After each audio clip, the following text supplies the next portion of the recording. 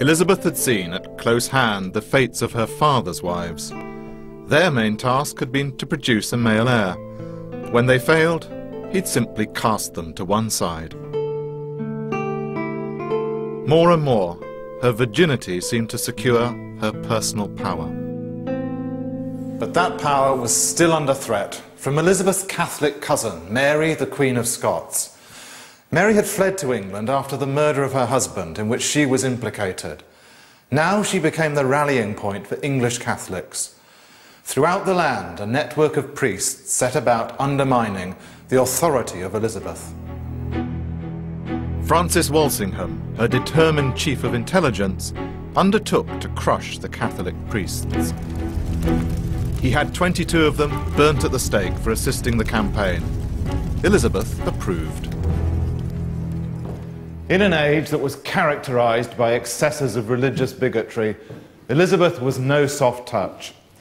Her main victims were English members of the Society of Jesus, whose doctrines could sanction the assassination of a monarch. One of those arrested and put to torture here in the Tower of London was a Father Henry Walpole. And here on the walls we can still see the marks that he made before his eventual martyrdom.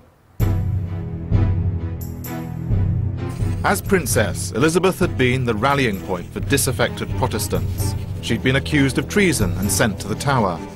Now the boot was on the other foot. Elizabeth had been spared. But would she be as merciful to her cousin, Mary? Walsingham was clear. There would be no peace until Mary was gone. So he set about entrapping her once and for all, intercepting letters from the Catholic plotters who backed her. In 1586, Mary was tried and found guilty of treason against England. Elizabeth hesitated fully 3 months before signing the death warrant. But finally, Mary, Queen of Scots, was led into the Great Hall of Fotheringay Castle in Northamptonshire and executed. It took 3 blows to sever her head.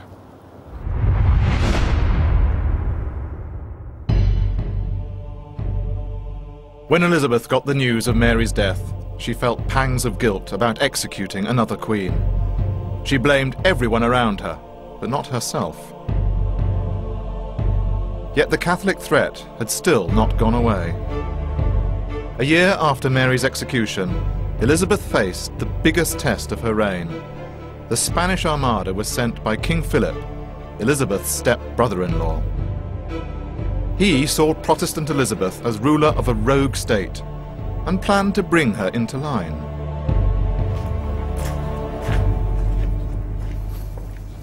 While the English and the Spanish forces fought running skirmishes out at sea, Elizabeth gathered her army here at Tilbury, with the aim of blocking a Spanish invasion from the European mainland. But her troops were inexperienced, they were terrified.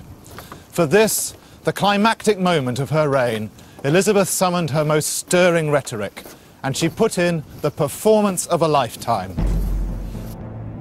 I am come amongst you, as you see, at this time, not for my recreation and disport, but being resolved in the midst of heat and battle, to live and die amongst you all.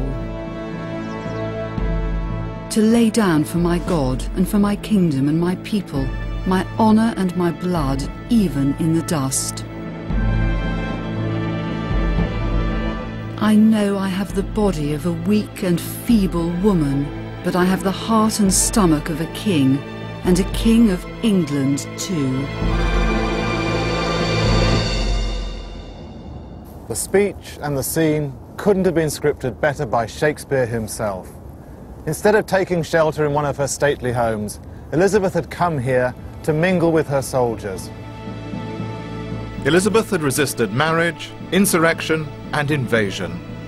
After the Armada's defeat, she was the heroine, and the people adored her. The biggest crisis of her reign was over.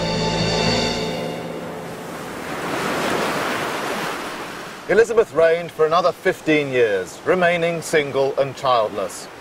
Abroad, her empire flourished, thanks to buccaneering spirits such as Walter Raleigh and Francis Drake, who made increasingly aggressive forays across the Atlantic. But at home, as she herself became difficult and indecisive, the cracks in her domestic realm were beginning to show. 7 years of famine and an outbreak of smallpox had caused terrible hardship. 40% of the population were living in severe poverty. Begging had become a serious problem. And there was starvation, especially in the more remote parts of the country. Elizabeth felt her own gloom too. In February of 1603, one of her greatest friends, the Countess of Nottingham, died. Elizabeth sank into a deep depression. She stopped eating. She spent her days lying on the floor on cushions, lost in unremovable melancholy. And finally, she was persuaded to take to her bed. Her advisors urged her to name a successor, but by now Elizabeth was beyond speech.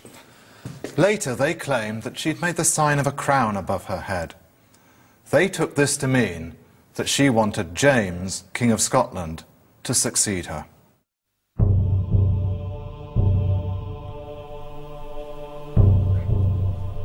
In the early hours of Thursday, the 24th of March, 1603, she died.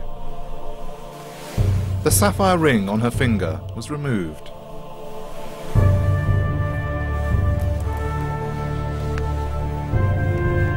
It was dropped from a window to a messenger below, waiting to take it to the next heir.